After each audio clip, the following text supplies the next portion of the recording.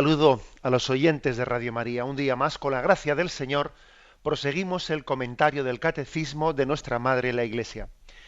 Y hoy habíamos quedado en el punto 2835, dentro de la explicación de esta petición, danos hoy nuestro pan de cada día.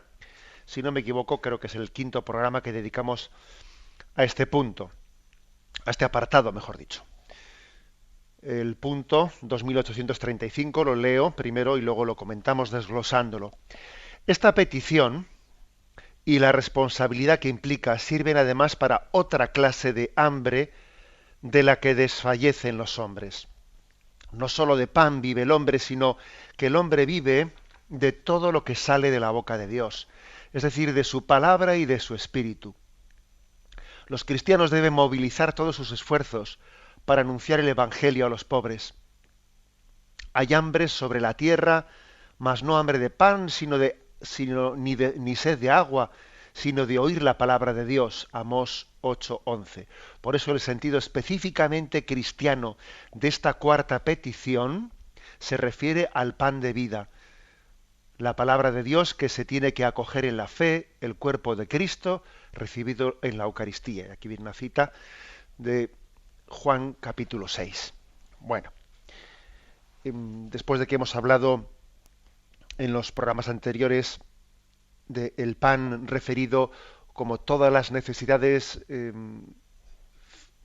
podríamos decir, perentorias que también tiene el hombre, y hablábamos de que no tenemos que tener vergüenza o sentimiento de ser poco espirituales cuando también le dirigimos a Dios, le expresamos, le presentamos nuestras necesidades más perentorias, porque somos así, somos también seres carnales y, y desde nuestra condición corporal, obviamente, no podemos menos de interpretar ese pan que pedimos como el pan de nuestro sustento material. Pero aquí se da un paso más ahora, ¿no? Se da el paso más y se dice que hay otra clase de hambre. Existe otra clase de hambre diferente y esto es importante subrayarlo. Ya sabemos que pues puede haber muchas personas o en determinados ambientes culturales se vive como si no hubiese otra clase de hambre. Como si el hombre, una vez que tiene satisfechos sus instintos, ya con eso ya estuviese plenamente satisfecho. Pero es mentira, no es cierto.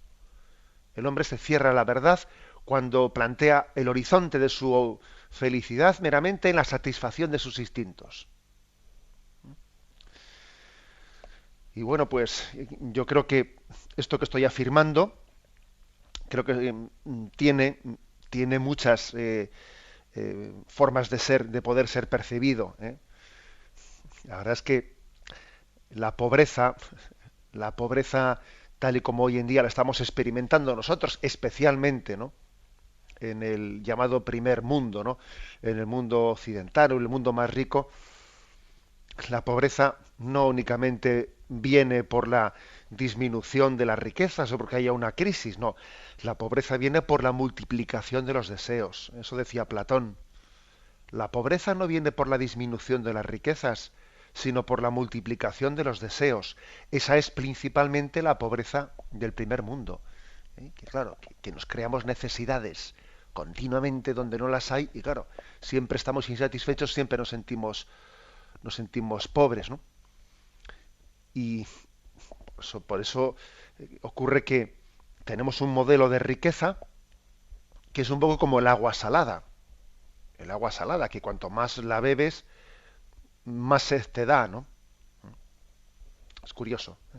Por lo tanto, en el hombre hay algo diferente al resto de la creación. Porque en los animales, pues mira, su horizonte consiste en que tienen unos instintos y esos instintos buscan satisfacerse y en eso ya lo han completado todo, pero no es nuestro caso.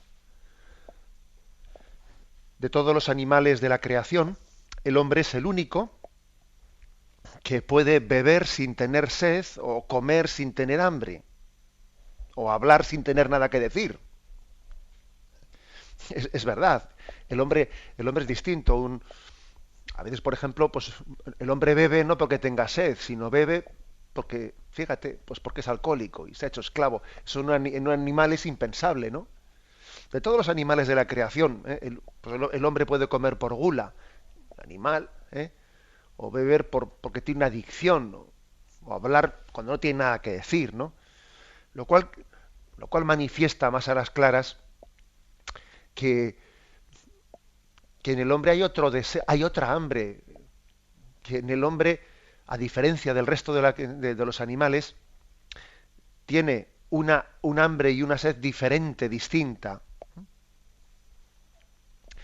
Bien, este es, por lo tanto, el punto de partida, ¿no? En el que queremos subrayar que hay algo diferente, específico en el hombre. De hecho, eh, habréis oído hablar de la escuela, famosa escuela de Viena. En Viena, pues, ha sido cuna de, bueno, pues de unas escuelas psicológicas bien conocidas, históricamente conocidas.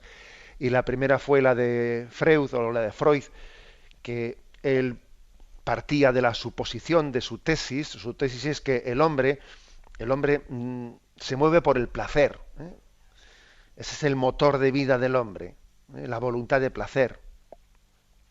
Y entonces, principalmente lo refería a la sexualidad, pero bueno, ¿no? O sea, ¿cuál es el motor de vida del hombre? Pues el placer, como los animales, ¿no?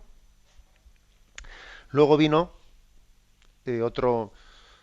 otro hijo de Viena, Adler, o hijo de esa escuela de Viena, y él matizaba lo que decía pues Freud, y decía que el verdadero motor, ¿eh? que mueve al hombre no es tanto, ¿no? Más por encima todavía de la búsqueda del placer, es la búsqueda del poder. Entonces la voluntad de poder, de dominar, de mandar, de querer siempre controlarlo todo. Ya sé que algunos estarán diciendo, pues es que yo por lo que veo a mi alrededor parece como que tenían razón, porque es que mucha gente se mueve solo por placer o solo por poder, por dominarlo todo. Claro que son unas grandes pasiones en el hombre, y claro que existe la tentación de que el hombre viva animalmente, porque en el mundo animal, pues es el placer el que mueve cuando estamos en celo, y, y el poder, ¿eh? Luchan los machos a ver quién domina la manada, y a ver quién se impone al otro, y uno se impone al otro y le expulsa de la manada al otro. Esas son las pasiones que dominan el reino animal, ¿no? Pero cuando viene Víctor Frank, que se le llama la tercera escuela, ¿no? La tercera escuela vienesa de psicología, él es el que la funda, etcétera. Él se da cuenta de que aunque aparentemente esto sea así, aunque a uno le parezca que aquí lo que mueve al hombre es la búsqueda del placer y la búsqueda del poder, el hombre es distinto. El hombre es distinto. Una cosa es que cuando se deja mover por el pecado, sea eso lo que parece eh, que se antepone a todo, ¿no? El placer y el poder. Pero cuando uno ve al hombre que va alcanzando cuotas de libertad y de humanidad y de dignidad, se da cuenta que el hombre que vive dignamente, en el fondo, el motor de su vida no es ni el placer ni el poder, sino la búsqueda de sentido, la voluntad de sentido, es decir, el buscar sentido a la vida. ¿Yo para qué vivo? Yo vivo para amar, vivo para entregarme, para hacer de mi vida un proyecto digno, ¿no? Por eso, ¿no? Por eso esa frase de Jesús: no solo de pan vive el hombre, sino de toda palabra que sale de la boca de Dios, es una frase muy potente. Es una frase muy potente porque viene a, a engarzar con esta experiencia que nosotros hemos ido teniendo, ¿no? Que el hombre, según ha ido avanzando en la comprensión de sí mismo, en una antropología equilibrada y madura y profunda, dice, claro, es que lo principal del hombre no es meramente satisfacer instintos. Lo más específico del hombre es buscar sentido a la vida. Mira, puedes tener todos los placeres, al alcance de tu mano, puedes tener una posición social dominante, puedes ser un perfecto desgraciado, porque no tienes un sentido en tu vida, porque entiendes que la vida se te está escapando entre las manos, lo tienes todo, pero no tienes nada. Al final lo más trascendente en nuestra vida es ser capaces de responder a la pregunta de yo, de por qué estoy aquí, por qué hemos venido a esta vida y para qué hemos venido a la vida y cuál es la razón de ser de esta vida, cuál es el motor que mueve nuestra existencia, ¿no? Únicamente cuando el hombre descubre que viene del amor de Dios, que su origen es el amor de Dios gratuito y que el destino al que se dirige es también de nuevo no participar de ese amor de Dios y que tiene una vocación personal que Dios le ha dado, ¿no? Para, bueno, cuando uno descubre eso es cuando es feliz, cuando es feliz, aunque incluso pase, fijaros bien, cierta carencia de satisfacción de otros placeres y de otros instintos, ¿eh? Aunque pase ciertas carencias, porque siempre pasamos ciertas carencias, que obviamente cuando son extremas ponen en riesgo la dignidad del hombre, eso también hay que decirlo, ¿eh? Cuando las carencias materiales son extremas, también corre un riesgo la dignidad del hombre. Bueno, pues esta frase de Jesús, no solo de pan vive el hombre, sino que el hombre vive de todo lo que sale de la boca de Dios, es decir, de su palabra y de su espíritu, es una frase que nos impacta y además en la que nos sentimos reconocidos. Es verdad, es nuestra realidad, ¿eh? La mayor pobreza de Occidente es el vacío interior, es la soledad, es la carencia de sentido. Bien, tenemos un momento de reflexión y continuamos enseguida.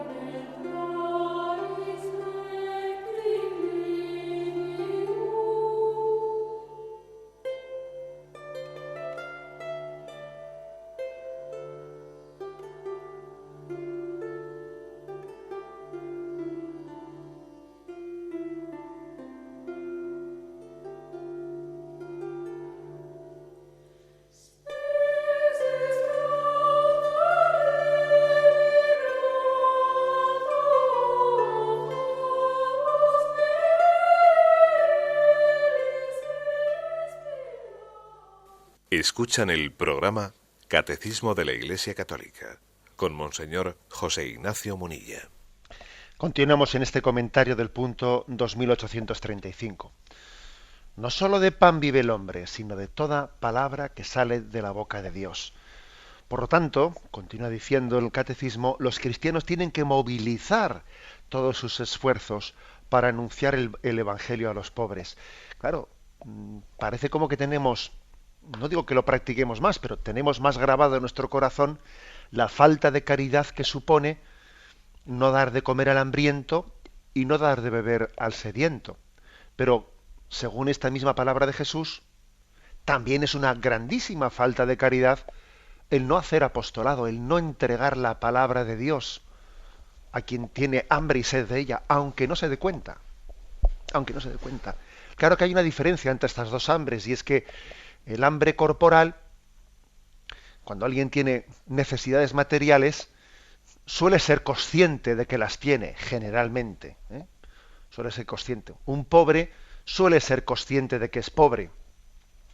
A veces la soberbia impide reconocerlo, ¿eh? Y uno disimula sus necesidades y no lo pide, ¿eh? Y incluso aunque se le ofrecen lo rechaza porque no quiere reconocer. Bueno, puede ocurrir eso, ¿no? Que a veces la soberbia impida reconocer las necesidades materiales, pero no es lo general, porque a ver, la necesidad obliga, ¿eh? La necesidad obliga, y aunque no sea soberbio, pues mira, es que el hambre te lleva a tener que pedir, ¿no? Al principio lo disimularás, pero luego al final, bueno. Bien, pero es que, a diferencia de esas necesidades materiales, esa necesidad espiritual de buscar un sentido a la vida, a veces se tiene muy fuertemente y no se percata uno de que la tiene. Y entonces eso es un drama. Porque tener hambre de algo y no pedir eso de lo que tengo hambre, sino en realidad intentar pedir, pues a veces se pide equivocadamente otro tipo de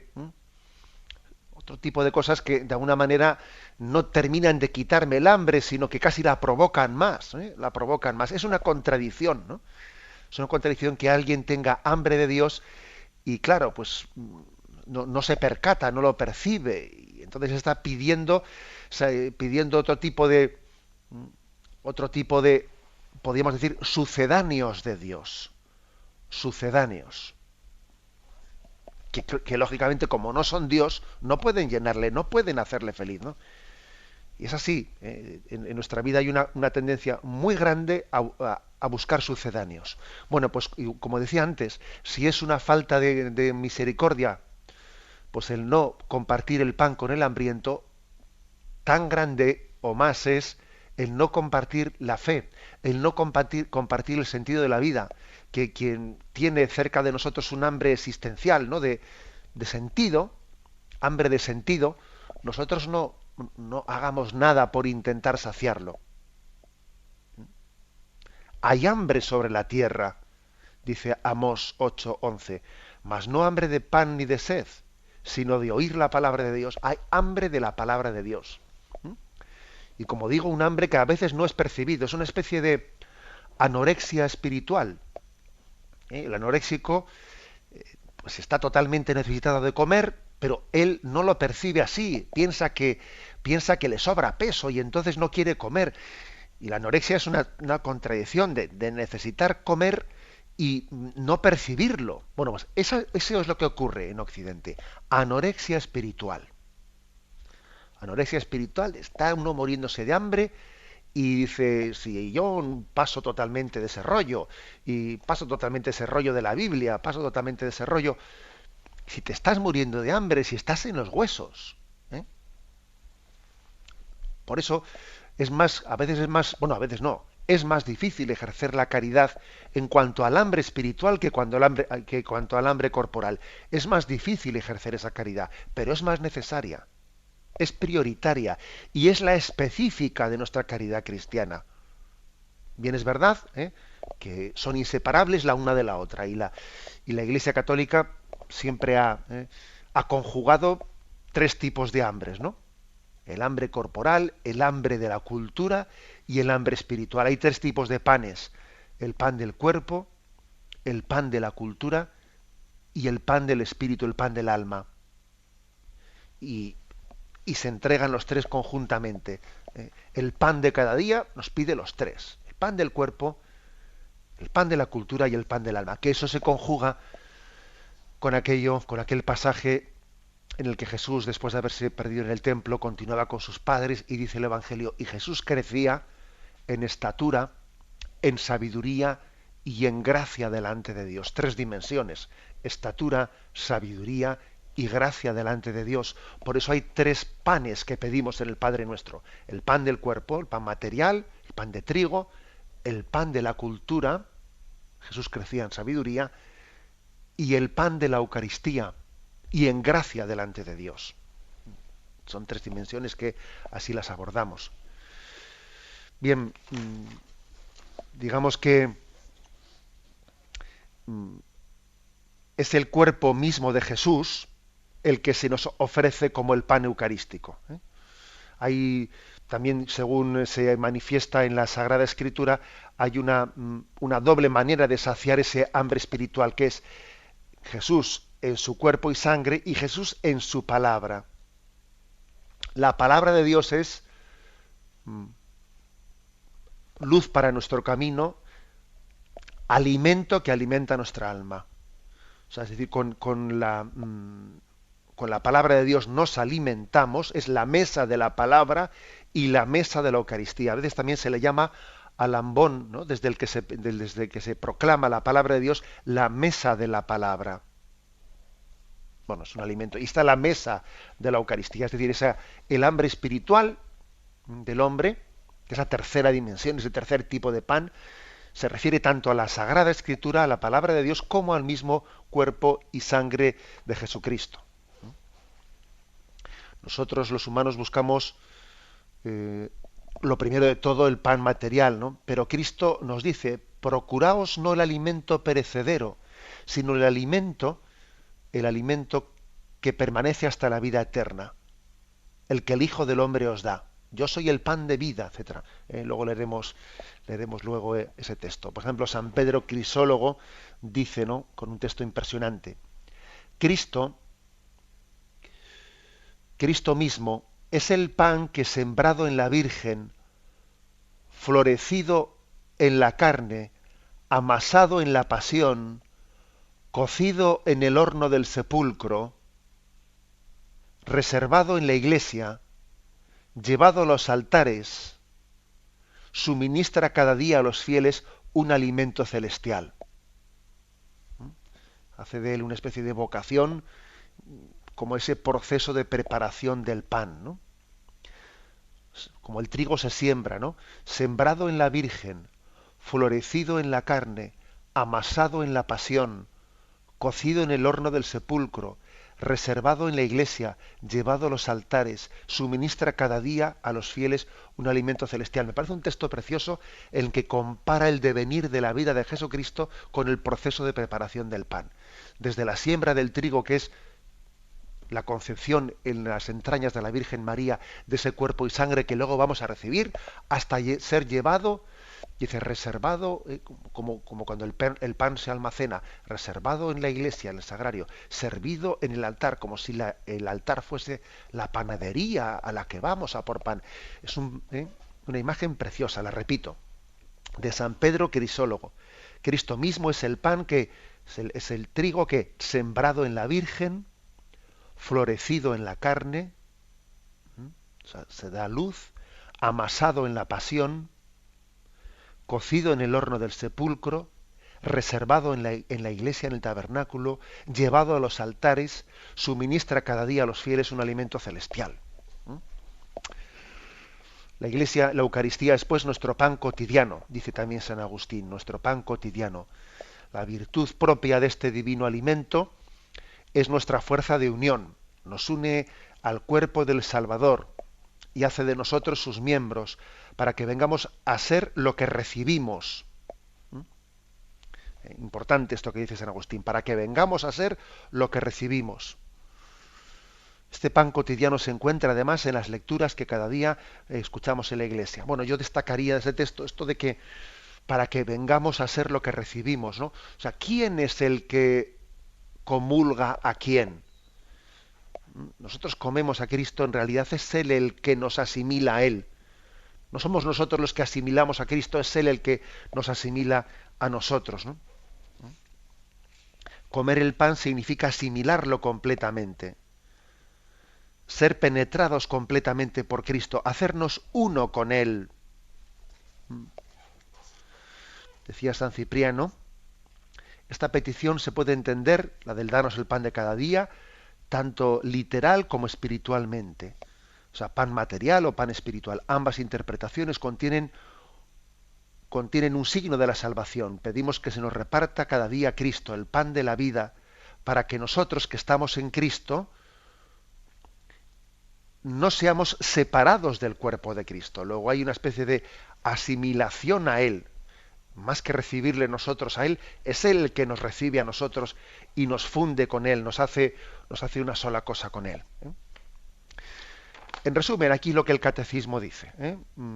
La importancia de percibir que tenemos este hambre espiritual, e igual que tenemos obligación de partir el pan con el necesitado, tenemos obligación de partir el don de Cristo con el necesitado, con quien tiene hambre de él, ¿eh?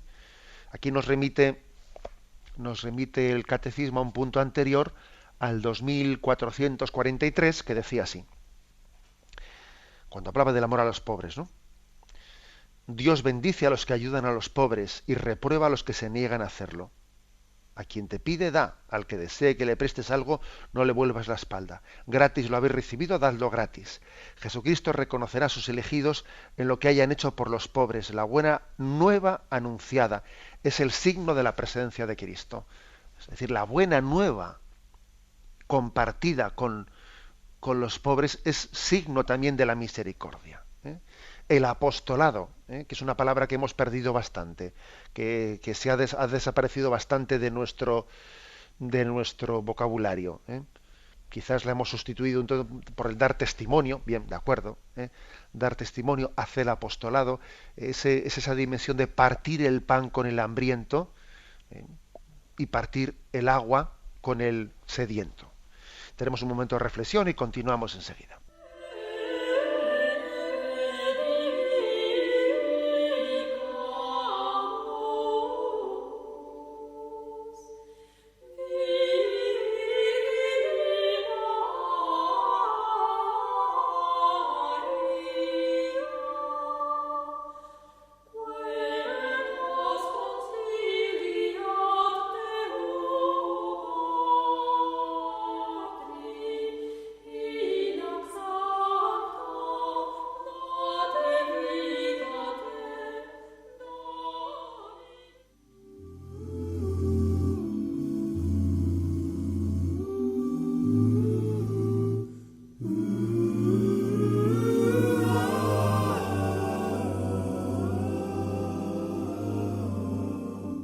Y vamos a concluir la explicación de este punto 2835.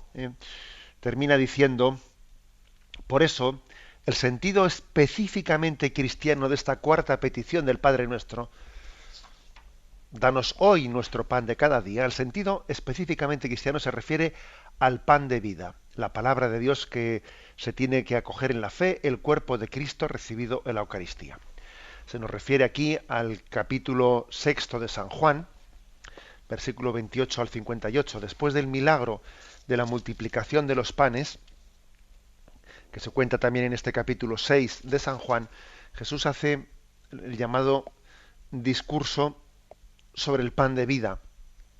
Jesús huye o marcha, la gente le busca a Jesús porque ha multiplicado los panes, y claro, obviamente ese es un signo que encandila desde el punto de vista material, porque ven en ello pues un chollo, ¿no?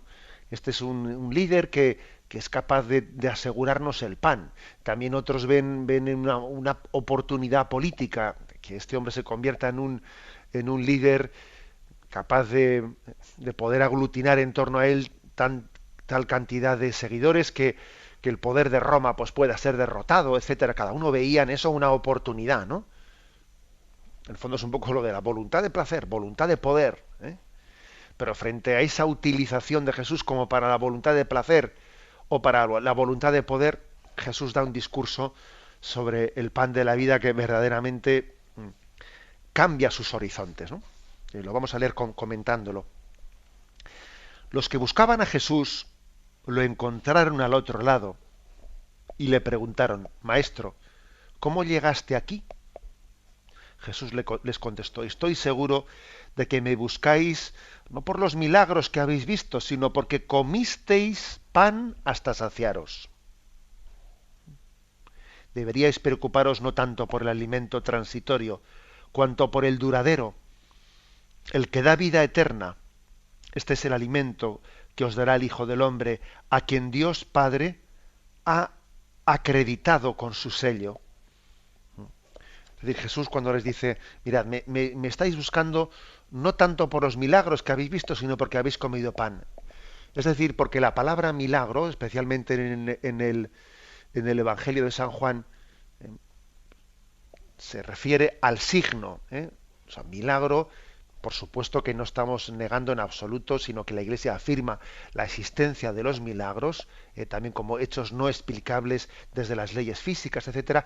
Pero los milagros, Jesús los hace eh, bajo la perspectiva de que son un signo, es decir, que remiten a otra realidad invisible. El milagro es una intervención poderosa de Dios en la naturaleza, pero que al mismo tiempo nos está invitando a trascender, precisamente por su intervención milagrosa en la naturaleza, nos invita a trascender lo que vemos y elevarnos desde la multiplicación de los panes a la Eucaristía, desde la curación del ciego al bautismo, etcétera. Esto es algo que en el Evangelio de San Juan es muy claro. Los evangelios son un instrumento por el que Cristo nos introduce en una catequesis, en una pedagogía de trascendencia,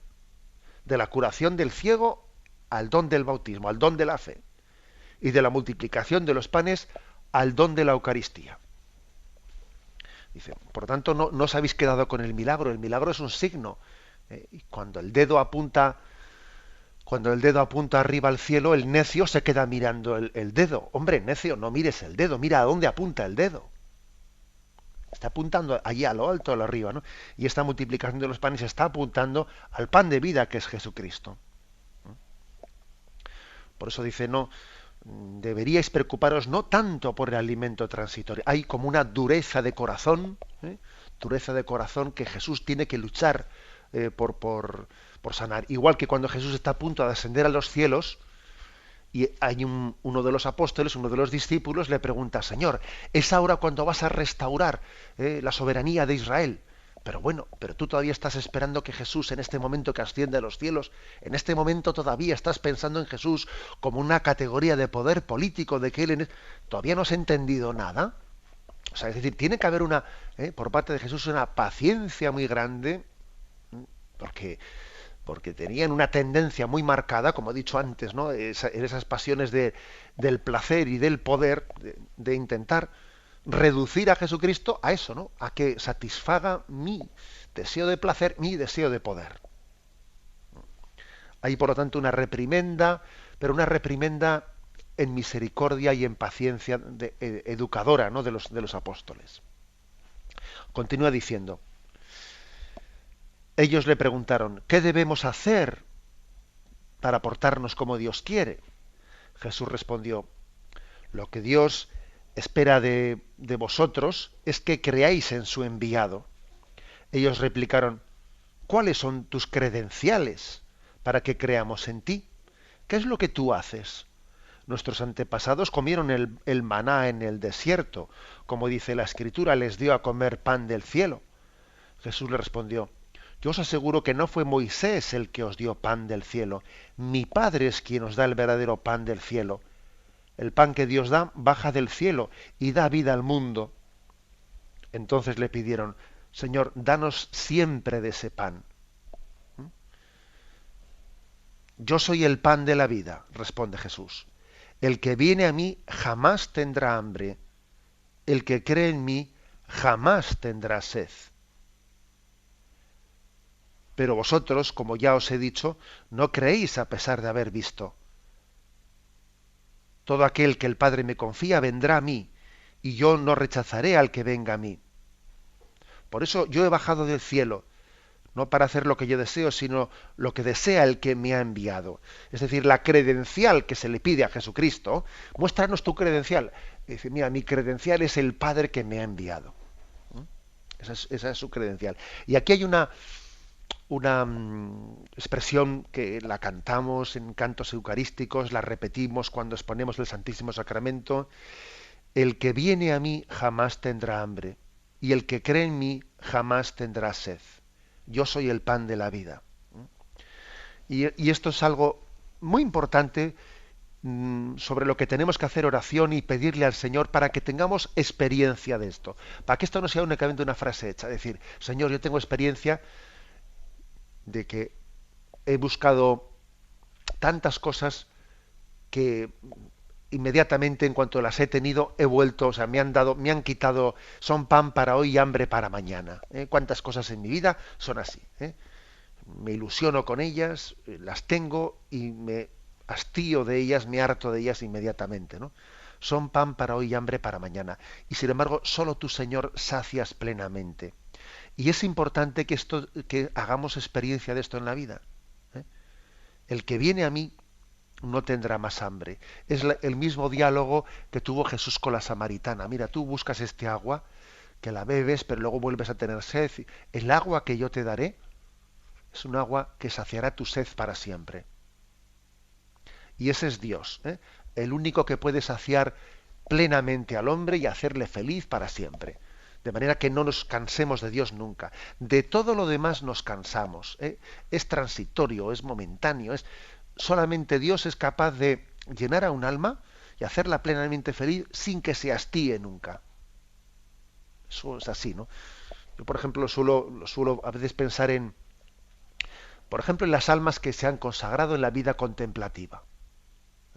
Y pasan toda su vida, pues en una regla de vida bien austera y fíjate, y hasta incluso dentro de una clausura que fíjate que lo que supone que en tu vida no salgas de unos cortos límites, de unos muros o de una huerta, ¿no? Toda tu vida, etcétera, etcétera, ¿no?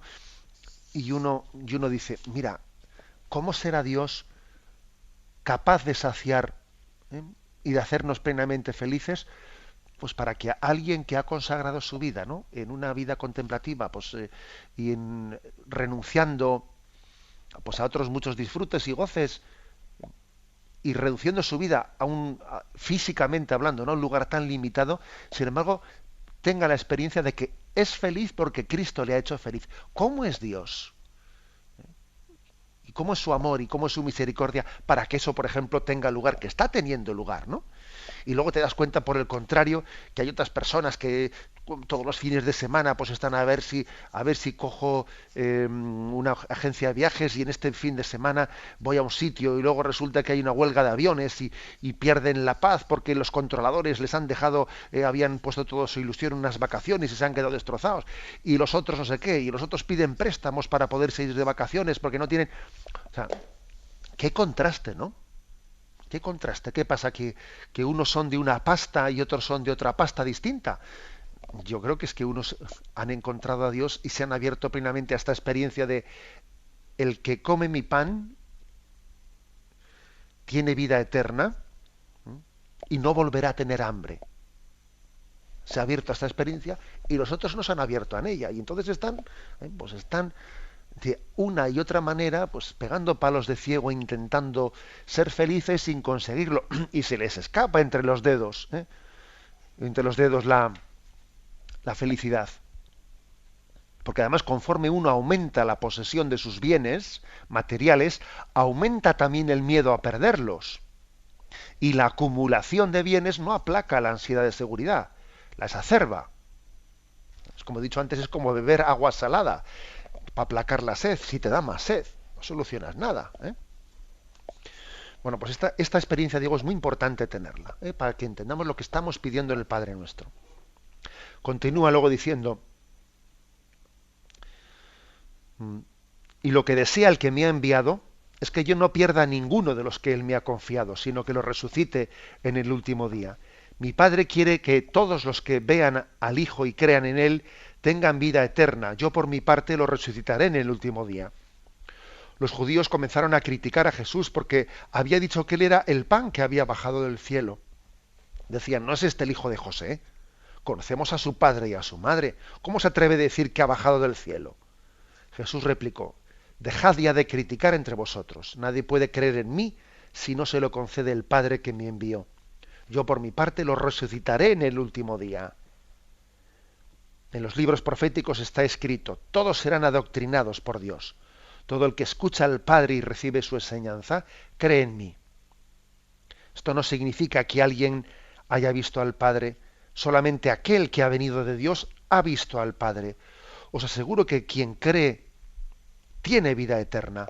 Yo soy el pan de vida. Vuestros antepasados comieron el maná en el desierto y sin embargo murieron.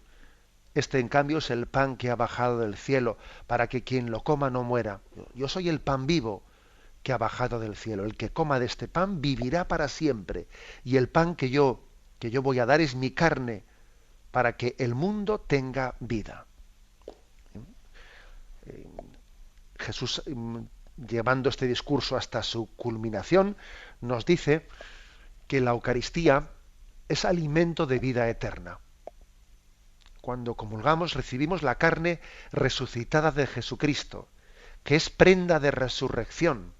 Por eso a los moribundos solemos llevarles el viático, porque es la prenda de la resurrección. Reciben la carne resucitada de Jesucristo para que sea como el viático, el acompañante para la vida eterna. En definitiva, es una oración eucarística. El Padre Nuestro es una oración eucarística. Entonces, fijaros qué sentido tan pleno tiene que antes de comulgar en la Santa Misa, el rito preparatorio para la comunión comienza con el Padre Nuestro. Después de que se ha terminado la plegaria eucarística en la que se ha consagrado el cuerpo y la sangre de Jesús, y se termina con esa invocación doxológica del por Cristo, con Él y en Él. Ahora, cuando ya comienza el rito de preparación de la comunión, más inmediato se comienza rezando el Padre Nuestro. Y después de haber pedido el pan nuestro, nos acercamos a comulgar, ¿no? Y darnos la paz, etcétera. O sea, tiene una significación muy grande. Tenemos que prepararnos para la comunión diciendo: Señor, entre todas las necesidades que tengo, la más importante eres tú. Eres tú. No hay nada más necesario que tú para mi vida. Ayer recuerdo que tuve una conversación, pues, con una persona que está pasando un apuro importante, ¿no? Pues en su vida, pues, un apuro, pues, económico, ¿no? Con muchas personas están pasando en este momento, y recuerdo que, no sé, el Señor me inspiró a decirle esto, decirle: mira, no te olvides que entre todas las necesidades que tienes, la más importante no es esa económica, aunque ahora mismo para ti sea muy apremiante, ¿no? Pero lo urgente, a veces lo urgente nos aleja de lo importante. Y tu hambre principal, tu pan principal, es Jesucristo. Que no nos olvidemos nunca de esto. Aunque tengamos después necesidades muy urgentes, ¿no? A las que tenemos que hacer frente, obviamente, ¿no? Pero que nadie te aparte de disfrutar de Jesucristo. Por ejemplo, pues esta persona tenía un niño recién nacido, y claro, como estaba viviendo un apuro, pues parece como que no disfrutaba ni siquiera de su niño recién nacido por el apuro de inmediato de un problema económico que tengo, ¿no? No, que lo urgente no nos aleje de lo importante. Que el pan de la Eucaristía sea nuestro don principal, y que el hambre y la sed de Dios entendamos que es la necesidad principal que tenemos en nuestra vida, que nadie nos aparte, ¿no? de esa conciencia. Bien, tenemos el tiempo cumplido, vamos a dar paso a la intervención de los oyentes. Podéis llamar para formular vuestras preguntas al teléfono 917-107-700. 917. Con Monseñor José Ignacio Munilla. Sí, buenos días, ¿con quién hablamos? Sí, Jesús, de Sevilla. Adelante, Jesús. Sí, le felicito en primer lugar por su nombramiento como obispo de esa encantadora tierra para mí de Guipúzcoa, que la visito con frecuencia. Muy bien. Que hago ejercicios en Loyola, etcétera. Bueno, pues Estupendo. Quisiera hacerle una pregunta acerca de la nueva edición de la Biblia, que es necesario ya utilizarla en primer término, o sea, eso no creo que elimine a las anteriores, pero es conveniente de hacerse del texto ese. Pues mire, le agradezco esa pregunta porque también me da pie un poco pues para dar noticia. Lo digo porque usted ya veo que está enterado, pero me imagino que muchos oyentes no estarán enterados de que recientemente, creo que ha sido pues hace 2 días, se ha presentado públicamente una edición de la Biblia de la Conferencia Episcopal Española, que podríamos llamarle como una versión oficial, que desde luego no deroga ninguna de las otras Biblias, y todas ellas siguen adelante, porque la Biblia, digamos, su original está en hebreo, está en arameo y está en griego, y por lo tanto lo demás son traducciones, ¿no? Pero sí se echaba en falta que hubiese una traducción que coincidiese la Biblia con los textos litúrgicos que escuchamos en la iglesia, ¿no? Porque a veces tenemos la insatisfacción de decir, es que en una Biblia lo traducen de una manera, en otra, en la iglesia lo escucho de otra manera. Entonces se ha hecho finalmente una edición que va a coincidir plenamente con la versión litúrgica que en los sacramentos se lee, que en el breviario se lee, que en los leccionarios que se proclaman en la iglesia, ¿no? Y que eso lógicamente pues nos va a ayudar mucho a tener una mayor facilidad para memorizar las palabras del Evangelio, etcétera. Entonces, en ese sentido, se habla de una Biblia oficial de la Conferencia Episcopal Española. Y además, bueno, pues como estamos en... Usted me dice, ¿es conveniente? Pues sí, es conveniente. Yo la verdad es que a los que pueden adquirirlo, además creo que tiene un precio bastante módico, me parece que no sé si ha salido a 26 euros, y pues el que pueda comprarla, yo sí le aconsejo que compre, que tengamos esa Biblia oficial, que no deroga las anteriores, porque puede haber otras que sean más técnicas, más de otro tipo, pero quizás esta es, como diría yo, la más litúrgica, la más... Y, y además también en la parte final de la Biblia tiene unos índices en los que uno, por ejemplo, dice, a ver, hoy es domingo tercero de Cuaresma, o sea, ¿cuál es la lectura que hoy se va a leer en la iglesia? Y allí me la dice, y puedo buscarla en la Biblia, con lo cual también puede servir de misal, ordenada de esa manera. No supone, por lo tanto, ninguna derogación de ninguna otra Biblia, pero sí supone una edición oficial que concuerda la versión litúrgica, y yo sí que aconsejo al que pueda comprarla pues su adquisición. Adelante, vamos a pasar a un siguiente oyente. Buenos días. Hola, buenos días, monseñor. Sí, buenos días. Adelante, sí, mire, soy Javier del equipo de voluntarios de aquí de Málaga. Lo primero, agradecerle su trabajo porque me está ayudando mucho en mi conversión. Quería preguntarle hace unos días, con respecto al discernimiento, realizó usted un programa en el que hablaba de los puntos con los cuales se puede llegar a saber más o menos pues cuál es la voluntad del Señor para uno. Empezaba usted diciendo que primero eran los mandamientos, pero me quedaban los otros puntos. Mi pregunta es, primero, saber, porque me gustaría pedir ese programa, saber si se puede saber qué día de programa es para pedirlo, y segundo, a ver si me lo podría usted repetir. Muchas gracias, buenos días y alabado sea Jesucristo. De acuerdo. Bien, la verdad es que saber qué programa fue, eso no voy a ser yo capaz de decirlo así inmediatamente, ¿no? Pero bien, los puntos, vamos a ver, me gustaría igual poderlo tener, porque igual así dicho de esta manera me puedo saltar alguno, pero bueno, vamos a ver. Obviamente el primero es el de los mandamientos de la ley de Dios. Los mandamientos de la ley de Dios que en ellos vemos la voluntad pues del Señor para todos nosotros, que concuerda en lo sustancial de cuáles son los caminos para todos sus hijos. O sea, que, por ejemplo, sabemos que el respeto, el amor a nuestros padres es un camino para todos sus hijos, etcétera, etcétera, ¿no? El segundo, decíamos que era la obediencia. La obediencia es un camino para descubrir la voluntad de Dios. El hecho de que en el seno de la Iglesia, en el seno de la familia, también haya una obediencia. El hecho de que también haya una obediencia pues en el mismo trabajo, pues es decir, hay un responsable, pues yo tengo una sumisión, ¿no? Es decir, en la propia sociedad, en sus normas, ¿no? La obediencia es también un camino de descubrimiento de la voluntad de Dios y de aceptación, aunque se pueda equivocar el que manda, ¿no? Pero el que obedece no se equivoca. Luego también hay un camino muy certero, ciertamente, ¿no? Para conocer la voluntad de Dios. El aceptar los consejos aceptar los consejos, las correcciones que se nos hagan, ¿eh? Es un camino importante para el discernimiento de la voluntad de Dios.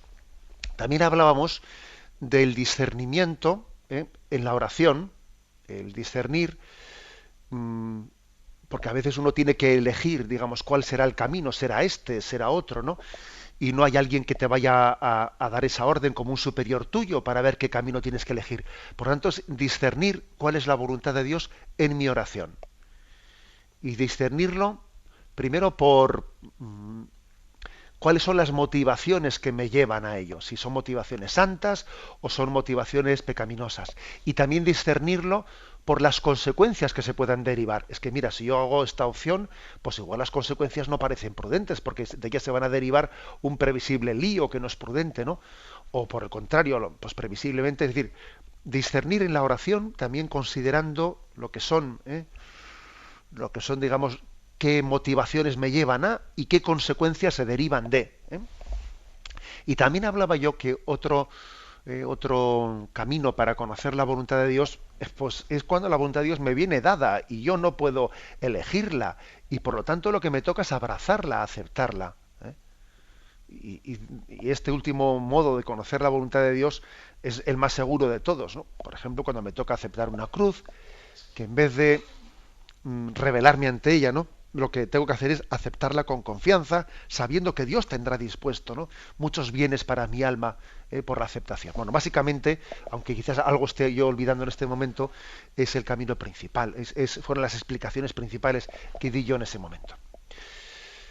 Adelante, vamos a pasar a un siguiente oyente. Buenos días. Hola, ¿soy yo? Sí, adelante, sí. Me llamo Ana. Adelante, Ana. Hace mucho tiempo que voy buscando los sentimientos, dónde se acumula o dónde tengo yo que sentirme. Vamos a ver, en la mente los sentimientos hablo, la voluntad, los deseos, el sentirme que Dios me está escuchando, dónde se coloca o hacia dónde, no sé si me explico. Están en la mente, hablamos que en el corazón tenemos sentimientos, pero entre la mente y el corazón yo los busco. Mire, de acuerdo, una palabrita. Mi consejo, que no se haga usted líos, porque igual usted, tal y como lo expresa, parece que lo vive con una complejidad que no es así. Es decir, esa diferencia entre mente, corazón, sentimientos, pues en la realidad es que en nuestra vida somos uno. No somos tres cachos pegados, perdone por la expresión, ¿no? No somos, sino somos uno, somos una unidad. En realidad, bien, de acuerdo, a veces hacemos distinciones, ¿no?, entre razón, sentimiento, voluntad, pero la verdad es que somos uno.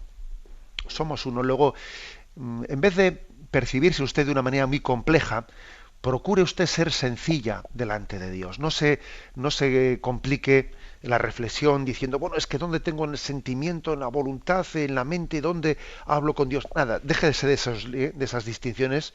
Usted sea sencilla, ábrase delante de Dios, y mire que él lo que le busca es, pues, para que usted se sienta amada y desee compartir ese amor de Dios con los que le rodean, sirviendo, siendo servicial en el sacrificio, etcétera, etcétera. Quizás también a veces podemos tener tentaciones de complejidad excesiva. Damos paso a una última llamada. Buenos días.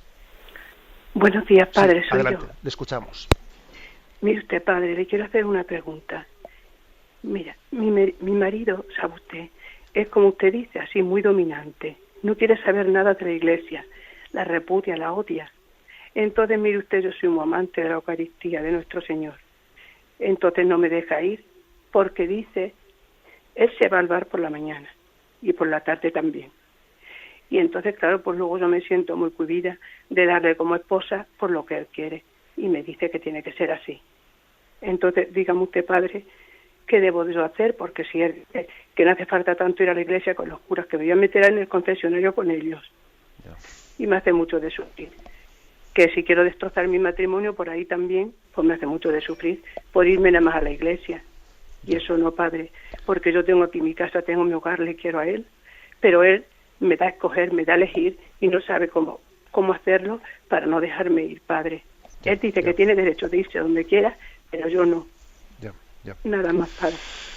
Bien, pues ciertamente es un drama, es un drama lo que plantea la oyente. Es un drama porque a veces, pues obviamente es curioso, ¿no? Hasta qué punto podemos llegar a ser dominantes, impositivos, machistas, faltos de respeto dentro de esa vocación a la comunión que tenemos en el matrimonio. Mire, pues vamos a ver, yo mi consejo es que el caso también que usted plantea es tan límite que creo que usted eso lo debe de consultar personalmente para ver también si se dan las condiciones mínimas de poder continuar y cuáles son sus posibilidades también de poder poner los puntos sobre las is y de poder plantarse y de poder reivindicar un poco un respeto de su dignidad, ¿no? Pero obviamente para eso hay que conocer situaciones particulares, porque claro, es muy fácil hablar desde fuera. A usted, su marido no le permite acercarse a la iglesia, etcétera, pero usted creo que debería de buscar alguna forma de pedir un acompañamiento a la iglesia en una dirección espiritual para poder tener consejo frente a una situación tan delicada. Yo creo que oramos por usted, porque yo creo que todos los oyentes también han percibido que esa situación es delicada. Pero mire usted en prudencia de qué manera usted puede acercarse a tener un consejo espiritual por parte de la Iglesia, quizás por parte también pues igual del propio obispo, que también yo creo que también los obispos pueden recibir casos particulares como el de usted y para darles una palabra de consuelo. Por cierto, el oyente anterior había preguntado sobre qué programa, en qué fecha se había emitido ese programa en el que ya hablaba de los 6 puntos o no sé cuántos puntos eran para discernir la voluntad de Dios, y me han comunicado desde Madrid que fue el programa del 30 de noviembre. Me despido con la bendición de Dios Todopoderoso, Padre, Hijo y Espíritu Santo. Alabado sea Jesucristo.